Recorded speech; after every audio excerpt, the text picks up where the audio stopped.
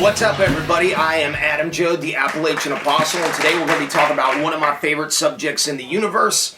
And if you would say myself, you would normally be right, because I am one of my favorite subjects to talk about. But in this situation, we're going to be talking about something different. We're going to be talking about beer. Today, we're going to be counting down my top 5 favorite beers. And when I'm counting down beers, I'm not talking about that IPA, motor oil, bitter, bread drinking, micro crap that everybody, all your highfalutin friends bring you in. It's like, hey, try this banana crunch thing, or try this wicked ale thing. That shit tastes terrible, man. That stuff tastes terrible, man. I don't want to drink that crap. I want to drink the kind of beer that I like when I like it. And the wonderful thing about beer is that there's different types of beers that fit different occasions. So without further ado, I'd like to count down and start with number 555. Number 5, Budweiser. Budweiser makes me feel like football. Boom. And there's nothing that can make me go back to my Uncle Rico or college football days faster than Budweiser. Because with Budweiser, you have the king of beers. Not to be confused with the king of rears, which is a ravishing Richard Irwin. But I'm talking about the king of beers, and I'm talking about American football. Now, for y'all that are watching overseas, this might not make as much sense to you, because I know when you guys talk about football, you're talking about that sport with a round ball where people kick things, bouncing off his head, and people riot, and I try to watch it, and it looks like watching paint dry. Wait, we ain't talking about football. We're talking about football, where people like hit each other and smash each other and do awesome things like that, because no one's going to come out and throw like one of them cards at you, like here's a yellow card, or like fake penalties. No, we smash each other, we catch footballs. Just like Uncle Rico, I could pull this up and go, bet I could throw that football over a mountain there. Boom. And let me tell you something. The king of beers, Budweiser, is a way to get it going. It's a way to get your football on. Because tailgating at football games is American as apple pies, or I don't know. It's American. America, Budweiser. That's good stuff. It's time to keep going. Welcome to number 4. Miller High Life. The champagne of beers.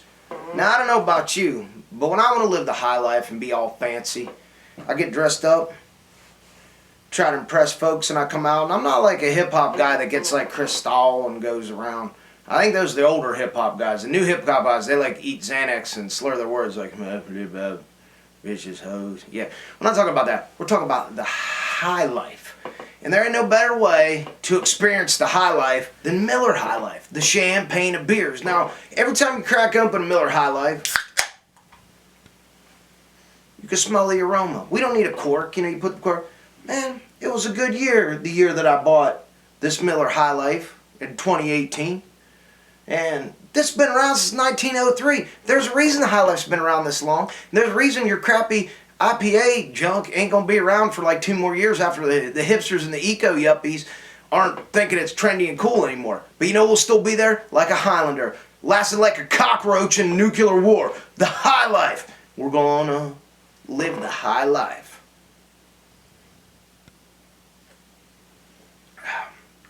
Damn. Y'all can keep your Cristal and your Don Perignon or whatever the hell it is. And I'm going to drink the High Life. And I'm going to be suave as shit. Old English 800. That is my brand. I drink it in a bottle, 40 quart or can. In this case, I'm drinking it in a can. Which brings us to the number 3 favorite beer of Adam Joad, the Appalachian Apostle, Old English 800. Man, every time I crack open an Old E, it takes me back to when me and Ren and Dre were riding around in our 6'4" Impalas, and we'd see some fools on the corner, and they start talking smack, and you know we'd have to pull our 9s out, you know, and regulate on them fools. It's like Warren G. Got my freshest Lokes on. Alright, well, that never happened. Although one time I did ride my motorcycle through South Central and some lady that I assumed was a crackhead threw a shoe at me. That happened. But anyway, back to Old English 800. You know, Old English 800, man. What can I say about this? It's fine malt liqueur. Fine malt liqueur. And it's not 600, it's 800. 800 is a powerful number, just like OE. Now, the proper way to drink OE is in a 40. You should drink 40s. That's the way it should goes. And, you know, I'd start pouring some out to my homies I lost along the way on the floor here, but my wife will come down and start yelling at me because she doesn't like when I pour beer on the floor, no matter how awesome it will make this YouTube video. You might ask me why I'm dressed like Psycho Mikey from Suicidal Tendencies back in the day, and the answer is, I don't know, I got on eBay and I couldn't get a sweet Raider starter jacket or like a good Raiders hat and my chain and stuff, so I didn't have it. So I dressed like Psycho Mikey. Now, Psycho Mikey probably doesn't drink Old English 800. We know he drinks Pepsi and he wanted one and nobody would give it to him. And he just needed one Pepsi, and that makes Psycho Mikey awesome. So I just wanted an excuse to dress like Psycho Mikey.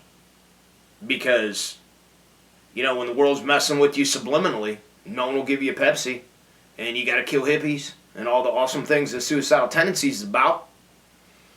You gotta dress like this. Moving on to number 3. We take you from the South Central Los Angeles back streets to the places where the cars run fast in the deep South, and we get it done NASCAR style with my number 3 favorite beer, Busch Light cans. Busch Light cans, man. What does it make you think of? It makes you think of NASCAR. And NASCAR is one of the greatest sports on earth, next to football and fighting. But NASCAR, you know, we race around the tracks. It's got its roots that go all the way back to the moonshine running days. If y'all are NASCAR fans, you know this is a Richard Petty hat. He is the king of all NASCAR. Now I'm going to take a sip of this while I continue to talk to you about all the awesome things about Busch Light and NASCAR. This is brewed in the USA. Anheuser-Busch, St. Louis, Missouri. Been to St. Louis many times. Love a place. And that's Busch Light cans. That's why a lot of times on SH stages, you see us when we pull our cooler out, we're throwing Busch Light back and forth at each other because we can get these pounders for a fraction of the price of some of your fancy beers. And we know that this is the best value out there because this is Busch Light. And sometimes I even wear this sweet Busch Light shirt. Now, if you didn't know, Scattered Hamlet band up front was recently featured in the NASCAR Heat video game. So I implore you all to go out and get a copy of NASCAR Heat 3, which features Scattered Hamlet's own song, Shelter. And when you buy one of these, you see you get a $50 NASCAR ticket. And most importantly, you can hear me sing to you in your ear while you race a car around the track in your own fictional world.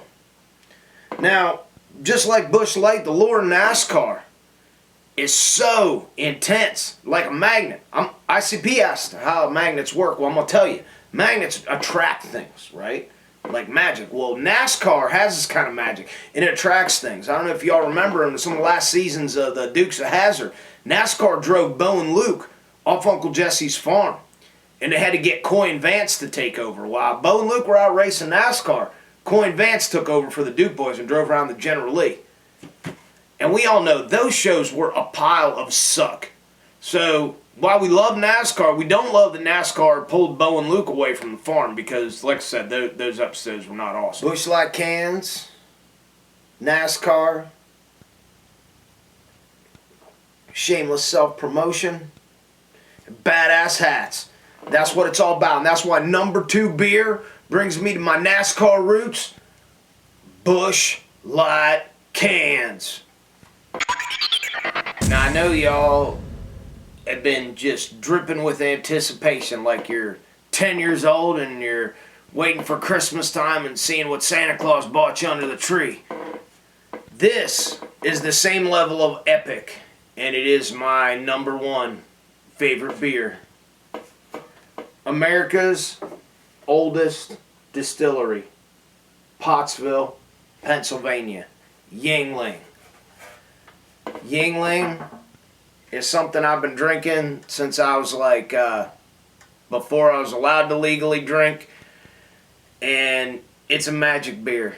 And that's why I don't have any special outfit on for this one. I didn't need to wear my NASCAR outfit. I didn't need to wear my South Central outfit, my football outfit, my suit. I just need to be myself, Adam Joad, the Appalachian Apostle. And that's what brings us to number 1, Yuengling. Now, America's oldest brewery is the oldest brewery for a reason. I know some of y'all internet trolls, this happened last time I talked about Yuengling, start talking about like politics and labor and stuff like that. Shh, no more talky-talky. There's enough politics on the internet. We ain't talking about politics and political candidates. What we're talking about is good beer. And the top of the line good beer for Adam Joad is Yuengling. So I feel that it's only proper if I do this Yuengling right and celebrate my top 5 list in one of my first video series right now. I'm going to get my bug knife out, and what we're going to do is we're going to shotgun this sucker. So we're going to do it correctly, and we're going to do it hard. So to y'all out there for tuning into my new series,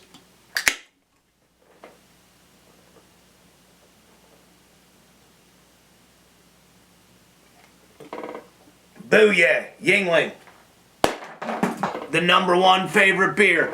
Thank you for joining Adam Joad's Top 5. I'm a little liquored up from drinking all these beers for y'all. I counted down my top favorite beers today. Notice I didn't say best beers. I said my favorite beers. This was all about the stuff that I like and my favorite ones. This is my new video series on YouTube. If you like us, make sure you take a second. You go down to that little box right there and you hit subscribe. Appalachian Apostle. This is my top 5 series on YouTube. I also have Appalachian Apostle podcast, which you should check out. And this is the official Scattered Hamlet channel. If I'm not on here doing great things on social media, you can catch us on the road, because that's the place where we always are. Out playing shows, bringing y'all the honky-tonk metal. So I'm Adam Joad, Appalachian Apostle. Thank you for tuning in. Tell a friend, share it, stop by our store, pick up some sweet merch, and your life will be better for it. Booyah.